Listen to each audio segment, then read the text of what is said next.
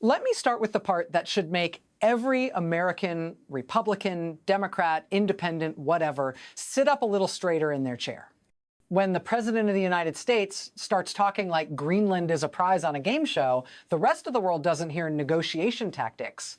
They hear instability. They hear a superpower flirting with the idea of bullying a NATO ally.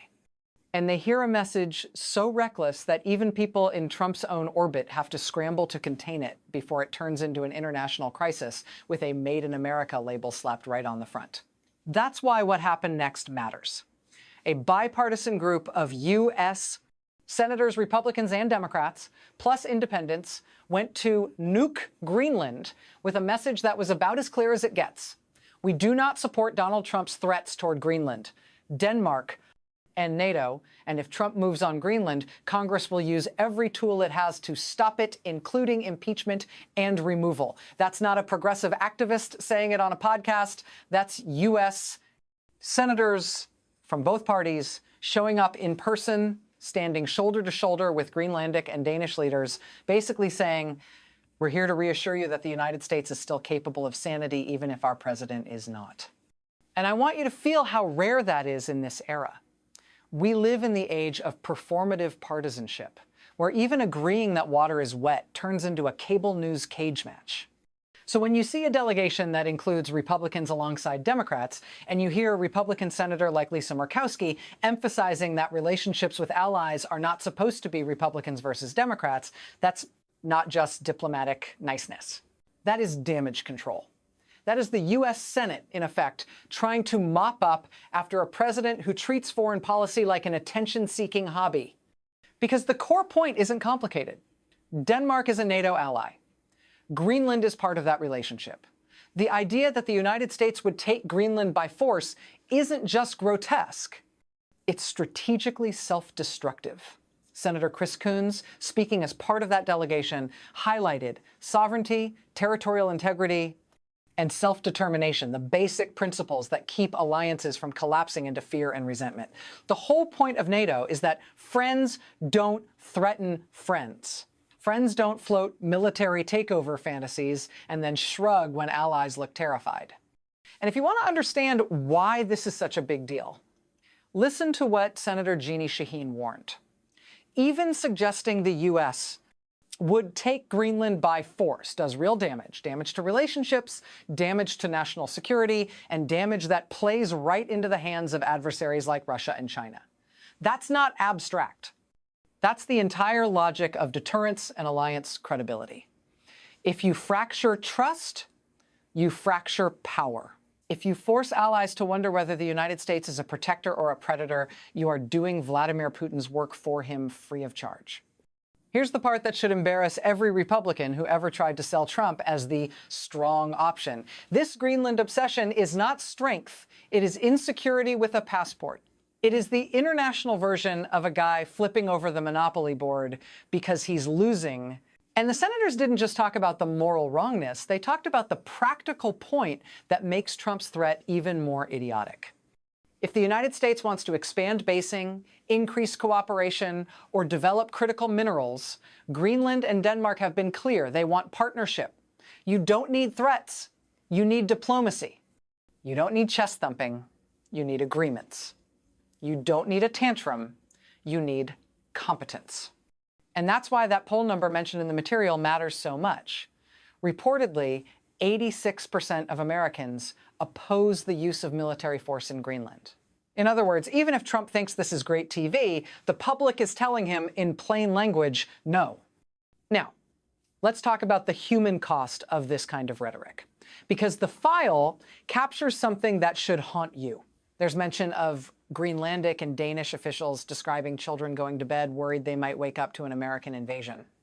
Think about what it takes for a NATO partner to say that out loud in 2026.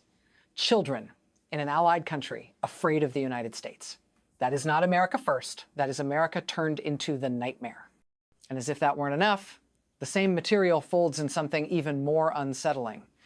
While this administration's rhetoric is rattling allies abroad, it's also normalizing fear at home. There's discussion about ICE tactics escalating, about agents behaving less like civil immigration enforcement and more like an instrument of fear, with militarized postures at protests and dangerous confrontations that communities experience as intimidation rather than public safety. I'm going to be careful here because this is serious and sensitive. But the broad claim is clear. The administration's approach is creating conditions that look and feel like a war zone. And it's doing so by design because fear is the point. That is the through line. Trumpism as governance by intimidation. Abroad, it's we might take your territory. At home, it's we might treat your neighborhood like occupied territory. Different targets, same impulse. Now, there's a second story embedded in your file that may actually be even more consequential than Greenland, because it's about power, real power handed to the wrong hands in the dumbest possible way. The material references Defense Secretary Pete Hegseth celebrating a major move, bringing Elon Musk's Grok AI into Defense Department systems, including classified networks, described as part of a push to put leading AI models across both unclassified and classified networks. I want you to pause and just absorb the shape of that decision. If the first half of this story is Trump rattling NATO with imperial daydreams, the second half is his administration fusing narrative control with state power, handing a private billionaire who already owns a major platform for information distribution a pathway into the machinery of the national security state. That's not innovation. That's not the future. That's an invitation for conflicts of interest so large you could land an aircraft carrier on them. The file makes a point that's hard to ignore. We already live in a world where a tiny handful of people effectively gatekeep what billions of people see and believe. When you combine that with the hard instruments of government defense, intelligence, classified systems, you're not modernizing the Pentagon, you're privatizing authority. You're creating an environment where the same ecosystem that shapes what people think can also shape how the government acts, with fewer checks, less transparency, and far more room for self-dealing.